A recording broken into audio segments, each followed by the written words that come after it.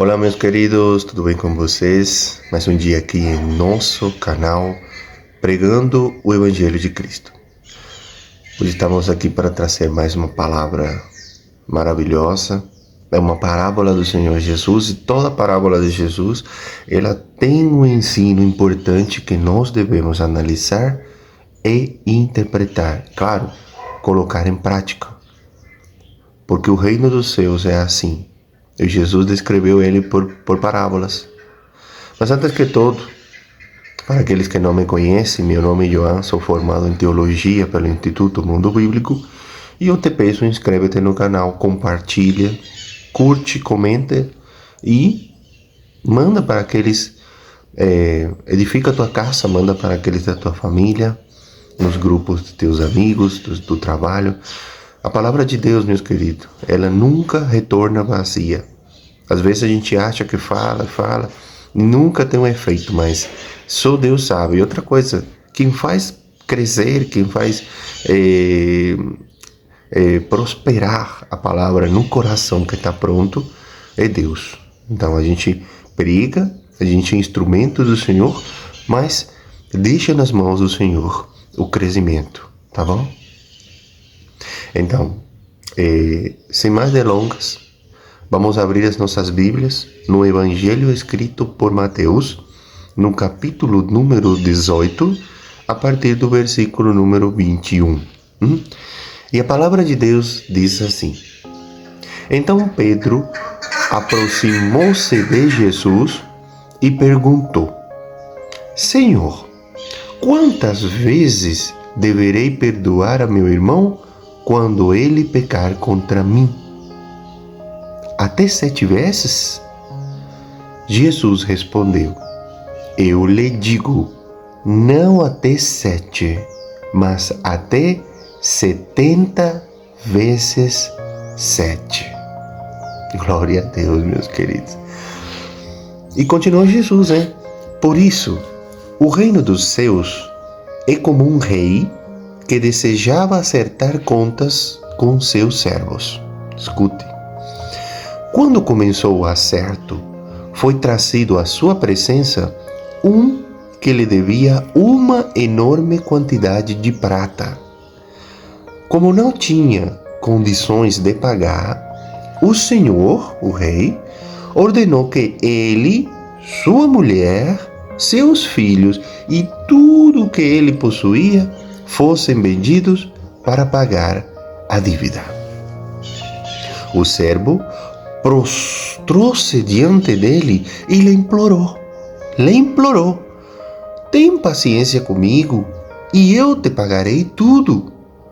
O senhor daquele servo teve compaixão dele, cancelou a dívida e o deixou ir. Mas quando aquele servo saiu, encontrou um de seus conservos, que lhe devia 100 denários. 100 denários. Agarrou e começou a sufocá-lo. Olha isso. Dizendo: pague-me o que me deve. Então, o seu conservo caiu de joelhos e implorou.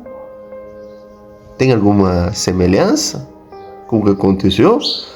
Então o conservo caiu de joelho e implorou-lhe: tenha paciência comigo, e eu lhe pagarei. Mas ele não quis. Antes, saiu e mandou lançá-lo na prisão até que pagasse a dívida. Quando os outros servos, companheiros dele, viram o que havia acontecido, ficaram muito tristes e foram contar ao seu senhor tudo o que havia acontecido. Então o senhor chamou o servo e disse: servo mau, cancelei toda a sua dívida porque você me implorou. Você não devia ter tido misericórdia do seu conservo como eu tive de você? Irado, seu senhor entregou aos torturadores até que pagasse tudo o que devia. Assim também lhes fará meu Pai Celestial, se cada um de vocês não perdoar de coração a seu irmão. Jesus está jogando pesado aqui, meus queridos. Então, vemos que Jesus aqui está falando de perdão, né?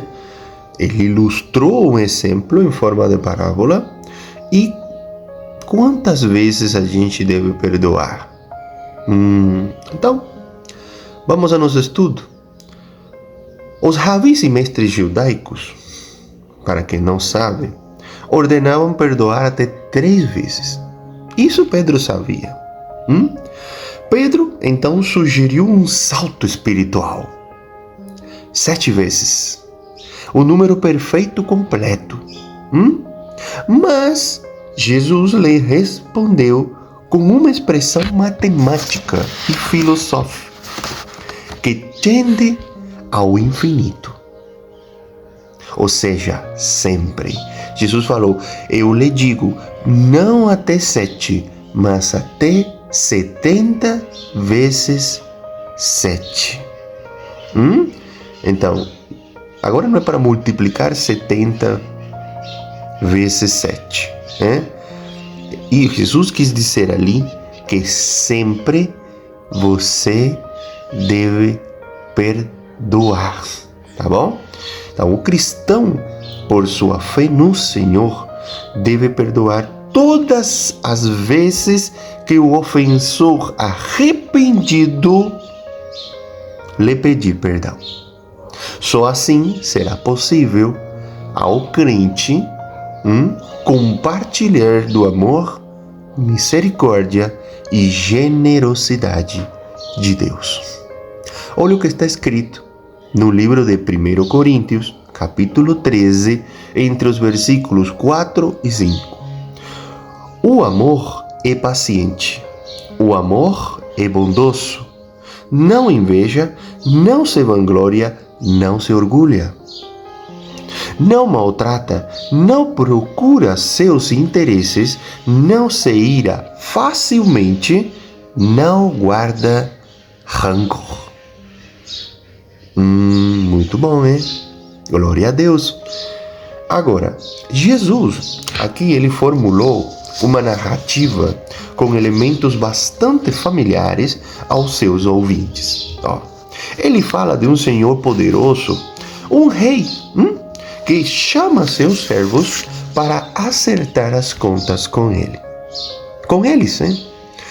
Esses servos, logicamente, parecem ser oficiais de grande importância em seu reino.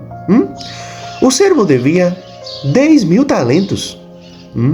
Um talento, meus queridos, era a mais alta unidade monetária da época. A mais alta unidade monetária da época. Um talento equivalia, no mínimo, 6.000 denários. 6.000 denários romanos ou dracmas gregas. Um denário, para que vocês tenham ideia, um denário ou uma dracma grega era a soma paga como salário pela jornada diária de um trabalhador. Isso significa que um operário precisaria de 1.000 semanas para ganhar um só talento. E o cara devia 10.000 talentos. Já podem calcular ali, hein? Jesus não explica como o servo incompassivo, porque assim vamos chamar essa pessoa, hein? Jesus não explica como o servo incompassivo acumulou uma dívida tão grande, né? Então, nós seres humanos somos propensos a acumular dívidas, inclusive muito maiores, tá bom? Não julgue ao servo incompassivo. Na verdade, esse detalhe não tem importância. Saber como ele arrumou essa dívida não tem importância para a mensagem da parábola. O grande objetivo é mostrar que o servo tinha uma dívida a qual não podia pagar. O fato de o rei ter ordenado que o servo devedor fosse vendido, para o pagamento da dívida, juntamente com sua família e seus bens, está de acordo com o contexto histórico da época. Essa prática não era incomum naquele tempo. Além disso, parece claro que mesmo essa ação, mesmo vendendo o servo, a mulher, os filhos e tudo que ele tinha, essa ação não pagaria apenas, ou seja, só pagaria apenas parte da dívida, era o mais provável. Após ter tido sua dívida perdoada, porque ele implorou, ele se prostrou, ele mostrou arrependimento e vontade de pagar, falou: tenha paciência comigo, eu vou pagar, eu vou fazer tudo o possível, né? Por favor, não me venda, não venda minha família. Após ter tido essa dívida perdoada, porque o rei perdoou a dívida, Jesus diz que esse servo incompassivo também tinha um devedor. É muito comum, né? Você dever e outras pessoas te dever dinheiro também, né? Mas seu devedor lhe devia apenas 100 denários. Então, olha aqui, o cara devia para o rei 10.000 talentos. Cada talento representava 6.000 denários. Então, cada denário era o pagamento de uma diária de trabalho, de uma jornada de 8 horas. Mas o seu devedor lhe devia apenas 100 denários. Olha, o homem que devia para o servo impiedoso, incompassivo, né? A dívida era muito pequena, era 100 denários. Ele devia para o rei 10.000 talentos. Cada talento representava 6.000 denários. Então o cara devia para o rei 60 milhões de denários. Agora vemos com um servo devendo 100 e mesmo assim ele não demonstrou compaixão e agiu com maldade para com seu devedor. A dívida era tão pequena que ele não tinha o direito, né, de vender seu conservo para reaver o valor. Mas legalmente ele poderia exigir sua prisão e submetê-lo a trabalhos forçados para liquidar a dívida. Quando o rei soube disso, entregou o servo incompassivo aos torturadores. O texto original usa um termo grego que indica oficiais designados pelos tribunais, cuja tarefa era torturar aqueles que tinham cometido crimes terríveis. Quando o rei diz que o servo incompassivo deveria ser torturado até que a dívida fosse paga, obviamente isso significava que ele jamais escaparia do seu tormento. Isso porque sua dívida era impagável, 60 milhões de denários. Como fica claro, a parábola do credor incompassivo ilustra o ensinamento de Jesus acerca de como se deve tratar um irmão culpado. O significado principal dessa parábola é demonstrar a importância de se ter um espírito generoso que está disposto a demonstrar misericórdia àqueles que o ofendem. A alta quantia da dívida que o rei perdoou ilustra a imensurável dívida do pecado que todos os homens possuem diante de Deus. Ninguém seria capaz de pagar tamanha dívida. Mas em Cristo Jesus, Deus perdoou todos os nossos delitos. Na cruz, Jesus não apenas pagou o preço pelo pecado, de forma geral, mas quitou todos os nossos delitos.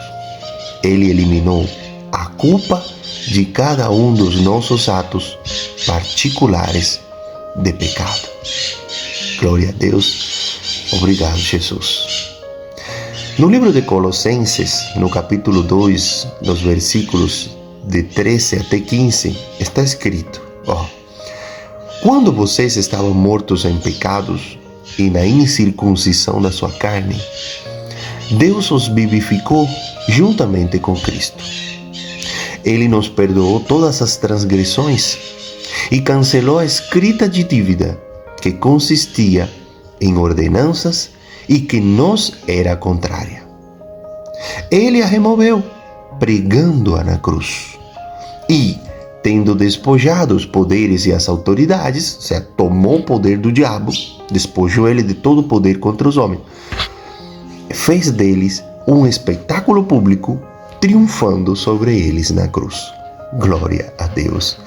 Então, o pecador perdoado deve sempre agir, nós, pecadores perdoados, devemos sempre agir sob a base da misericórdia perdoadora. O mínimo que se espera daquele que foi perdoado é que também demonstre perdão. É ou não é? Na verdade, um coração que não perdoa também é um coração não perdoado. Por isso, nesse ponto, deve haver muito cuidado. A parábola do credor incompassivo nos ensina que os homens só podem ter certeza de que suas dívidas foram canceladas se eles mesmos também cancelarem as dívidas daqueles que estão endividados em relação a eles. Isso significa que eles só podem experimentar a certeza do perdão se estiverem dispostos a perdoar as ofensas cometidas contra eles. Tá bom? Além disso, por parte daquele que foi perdoado, jamais deveria ser difícil perdoar. Visto que a dívida que Deus lhe perdoou é infinitamente maior do que aquela que os homens lhe devem. Olha o que está escrito no livro de Colossenses, capítulo 3, versículo 13. Suportem-se uns aos outros e perdoem as queixas que tiverem uns contra os outros. Perdoem como o Senhor lhes perdoou. Glória a Deus, ensino aqui, vamos pôr em prática, tá bom? Um verdadeiro cristão jamais deve se comportar como um credor incompassível. Jamais, hein? Seu exemplo maior de perdão e misericórdia é Cristo. Todos nós somos devedores de Deus. Mas assim como Deus nos perdoa, devemos estar sujeitos a perdoar a todos aqueles que pecam contra nós. Esse perdão deve ser abundante, não apenas 7 vezes mais, mas 70 vezes 7. Olha o que está escrito no livro de Efésios, capítulo 4, no versículo 32. Sejam bondosos e compassivos uns para com os outros, perdoando-se mutuamente, assim como Deus perdoou vocês em Cristo. Glória a Deus, hein? O amor pelo irmão é uma das evidências de que a pessoa foi salva. Os cristãos que não perdoam os outros esqueceram o que Cristo fez na cruz por eles. Olha o que está escrito em 1 João, capítulo 3, entre os versículos 14 e 16. Sabemos que já passamos da morte para a vida, ou seja, sabemos que somos salvos, porque amamos nossos irmãos. Olha isso. Quem não ama permanece aonde? Na morte. Quem odeia seu irmão é assassino, e vocês sabem que nenhum assassino tem vida eterna em si mesmo. Nisto conhecemos o que é o amor. Jesus Cristo deu a sua vida por nós, e devemos dar a nossa vida por nossos irmãos. E aí? Estamos cumprindo isso aí? Jesus ilustra que devemos perdoar sem limites. Sem limites. 70 vezes 7 significa sem limite sempre. O perdão que Deus nos concedeu ao nos abençoar com o dom da salvação é tão grandioso que qualquer ofensa que outro ser humano venha a praticar contra nós torna-se irrisória, embora possa nos fazer sofrer por algum tempo.